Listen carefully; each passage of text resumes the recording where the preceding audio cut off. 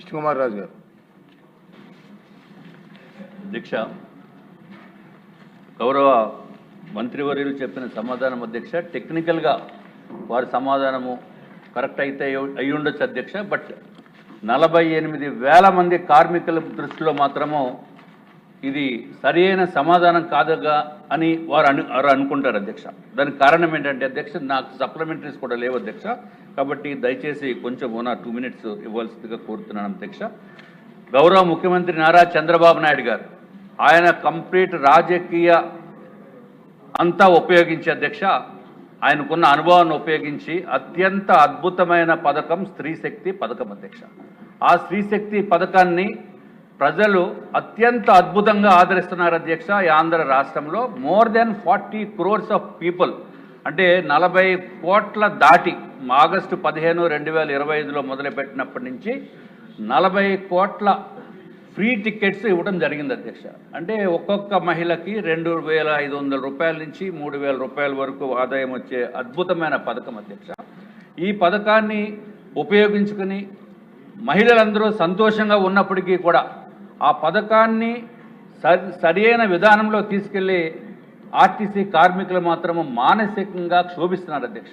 దానికి కారణం ఏంటంటే అధ్యక్ష, అంతకుముందు ఏపీఎస్ఆర్టీసీ అధ్యక్ష దీంట్లో ఈ కష్టపడి 24 hours కూడా కష్టపడి పనిచేస్తున్న వారు కండక్టర్స్, డ్రైవర్స్, అట్లాగే శ్రామిక్స్ అధ్యక్ష, మెకానిక్స్, ఆఫీస్ స్టాఫ్ అధ్యక్ష. ఈ రాష్ట్రంలో 48,000 మంది ఉన్నారు అధ్యక్ష. ప్రజలకి ఎంతో సేవ చేస్తున్నప్పటికీ కూడా అనారోగ్యంతో మరణిస్తున్నారు అధ్యక్ష. అంటే దానికి కారణం ఏంటంటే అధ్యక్ష, 1/1/2020 అంటే 1 January న్యూ ఇయర్ గిఫ్ట్ కింద జగన్మోహన్ రెడ్డి గారి ప్రభుత్వము వీళ్ళకి అంతకుముందు ఏపీఎస్ఆర్టీసీలో ఉన్న వైద్య విధానాన్ని మార్చి ఈహెచ్ఎస్లో పెట్టారు అధ్యక్ష. అంటే ఎంప్లాయీస్ హెల్త్ స్కీమ్లో పెట్టిన మూలాన అధ్యక్ష దానికి లిమిటేషన్ 2 లక్షల రూపాయలు అధ్యక్ష. అంటే ఎవరికన్నా కండక్టర్ కానీ ఎవరికైనా సరే ఆర్టీసీ కార్మికులకి ఒంట్లో బాగోలేదు, హార్ట్ ప్రాబ్లం ఉందని చెప్పి వాళ్ళకి తెలిసినప్పటికీ కూడా కనీసం హాస్పిటల్కి వెళ్తే డబ్బులు ఎక్కువైపోతాయి, 2 లక్షలతోటే ఆగిపోతుంది, మళ్ళీ కుటుంబం అంతా రోడ్డు మీదకి వచ్చేస్తుందని చెప్పి అనే ఉద్దేశంతో హాస్పిటల్లో ట్రీట్మెంట్కి కూడా వెళ్లకుండా మానసిక ఆవేదనతోటి అనారోగ్యంతో ఉంటున్నారు అధ్యక్ష. ఇదివరకు కూడా ఆర్టీసీకి ఎన్నో హాస్పిటల్స్ ఉన్నాయి అధ్యక్ష, ఇప్పుడు కూడా రన్ అవుతున్నాయి. దాంట్లో చిన్న చిన్న ట్రీట్మెంట్స్, ఏదైనా ఫస్ట్ ఎయిడ్ కానీ అటువంటిది చేసిన తర్వాత ఏదైనా మేజర్ ప్రాబ్లం వస్తే, అంటే హార్ట్ కానీ, కిడ్నీ కానీ, లివర్ కానీ, క్యాన్సర్ కానీ, పెరాలసిస్ కానీ అటువంటి సమస్యలు వస్తే సూపర్ స్పెషాలిటీ హాస్పిటల్కి రిఫర్ చేసేవారు అధ్యక్ష. ఎప్పుడైతే రిఫర్ చేశారో అక్కడ ఎంత ట్రీట్మెంట్కి డబ్బు అయినప్పటికీ కూడా అది ఏపీఎస్ఆర్టీసీ భరించేది అధ్యక్ష. కానీ ఇప్పుడు దీన్ని ఏ విధంగా తగ్గించేసిన మూలాన అధ్యక్ష రిఫరల్స్ కూడా లేనటువంటి పరిస్థితి అధ్యక్ష. వీళ్ళు పాపం ఎక్కడికి వెళ్ళాలో తెలియదు, ఎక్కడికి వెళ్తే దానికి 4 లక్షలు అవుతుందని చెప్తారు అధ్యక్ష, 3 లక్షలు అవుతుందంటారు. వీళ్ళ దగ్గర అంత డబ్బు ఉండదు అధ్యక్ష. కాబట్టి ట్రీట్మెంట్ చేసుకోకుండా ఉండే పరిస్థితి ఉంది అధ్యక్ష. కాబట్టి తమ ద్వారా నేను మంత్రివర్యుల్ని, రాష్ట్ర ప్రభుత్వాన్ని కోరేది అధ్యక్ష, ఏదైతే మన పోలీస్ డిపార్ట్మెంట్ని దీన్ని ఈహెచ్ఎస్ నుంచి తప్పించి సెపరేట్గా చూస్తున్నారో అదే విధంగా చూడవలసిందిగా మీ వారికి కూడా ఏపీఎస్ఆర్టీసీ వర్కర్స్ని కూడా వర్తించవలసిందిగా కోరుతున్నాం అధ్యక్ష. ఒక్క నిమిషం అధ్యక్ష. ఏదైతే అధ్యక్ష 2018లో 120 మంది చనిపోయారు అధ్యక్ష డ్యూటీలో. 2019లో అధ్యక్ష 189 మంది చనిపోయారు అధ్యక్ష ఆన్ డ్యూటీ. తర్వాత 2020 నుంచి ఆనాటి ముఖ్యమంత్రి జగన్మోహన్ రెడ్డి గారు చేసిన నిర్వాహకం వలన అధ్యక్ష 2020లో 300 మంది చనిపోయారు అధ్యక్ష ఆన్ డ్యూటీ. 2021లో 970 మంది చనిపోయారు అధ్యక్ష. 2022లో 380 మంది చనిపోయారు అధ్యక్ష. 2023లో 308, 2024లో 351 మంది ప్రాణాలు కోల్పోయారు అధ్యక్ష. 2025లో 336 మంది చనిపోయారు అధ్యక్ష.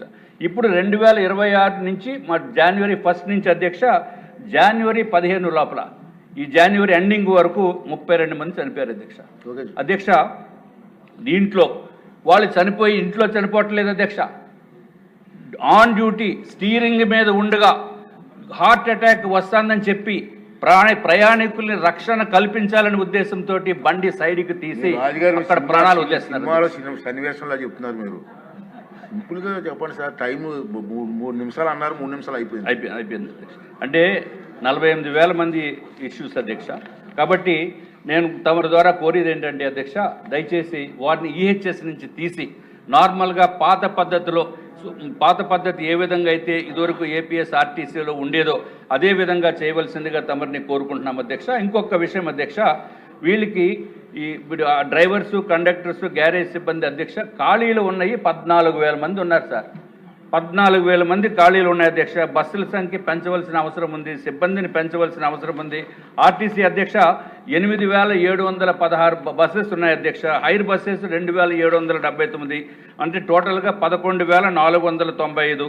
ఆఖరికి ఈ కార్మికులు మిమ్మల్ని మీ ద్వారా ఈ రాష్ట్ర ప్రభుత్వాన్ని, గౌరవ మంత్రివర్యుల్ని, ముఖ్యమంత్రి గారిని కోరేది ఏదైతే వాళ్ళకి ప్రాణ రక్షణ కల్పించండి అధ్యక్ష. ఆరోగ్యం ఉండేటట్టు ఇదివరకు పాత పద్ధతి ఎట్లా ఉందో అదే విధంగా వీరికి ఎసెన్షియల్ సర్వీసెస్ కింద గుర్తించి వారికి దయచేసి మీ ద్వారా కార్మికులకి, ఈ రాష్ట్రంలో ఉన్న ఏపీఎస్ ఆర్టీసీ ఉద్యోగులకి ఆరోగ్య భద్రత కల్పించవలసిందిగా కోరుకుంటున్నాం అధ్యక్ష. ఆదిరెడ్డి గారు. ఎంత ప్రెజర్. ధన్యవాదాలు అధ్యక్ష. గౌరవ శాసనసభ్యులు పెద్దలు విష్ణుకుమార్ రాజు గారు శ్రీశక్తి గురించి చెప్పడం జరిగింది అధ్యక్ష. రాష్ట్ర వ్యాప్తంగా శ్రీశక్తి పథకాన్ని ఇంత అద్భుతంగా విజయానికి కారణం ముఖ్యంగా ఏపీఎస్ఆర్టీసీ కార్మికుల అధ్యక్ష. దానికి ఏకీభవిస్తున్నాం అధ్యక్ష.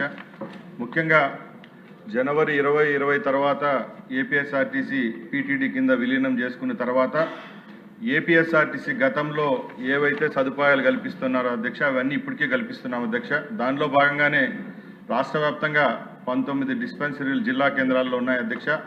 అలాగే ఒక సెంట్రల్ హాస్పిటల్ విజయవాడలో ఉంది అధ్యక్ష. దీని ద్వారా సుమారుగా 45,000 మంది కార్మికులకు అలాగే ఉద్యోగస్తులకు లబ్ధి పొందుతున్నారు అధ్యక్ష.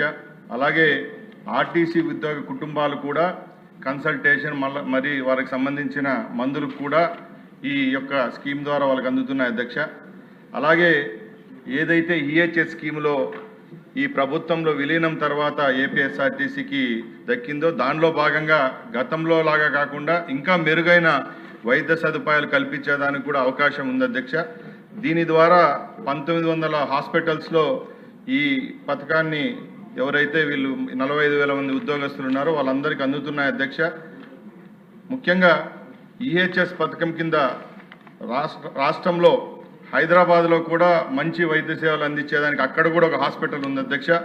అలాగే వీరికే కాకుండా వీరి కుటుంబాలకు చెందిన వారికి కూడా దీంట్లో వెసులుబాటు ఉంటుంది అధ్యక్ష. ముఖ్యంగా ఎవరైతే ఉద్యోగస్తులు రిటైర్డ్ అయిన తర్వాత కూడా 30,000 రూపాయలు ఒకసారి చెల్లిస్తే వాళ్ళకి జీవితాంతం కూడా ఈ మెడికల్ సౌకర్యం కూడా కల్పించేదానికి అవకాశం ఉందని మీ ద్వారా తెలియజేసుకుంటున్నా అధ్యక్ష.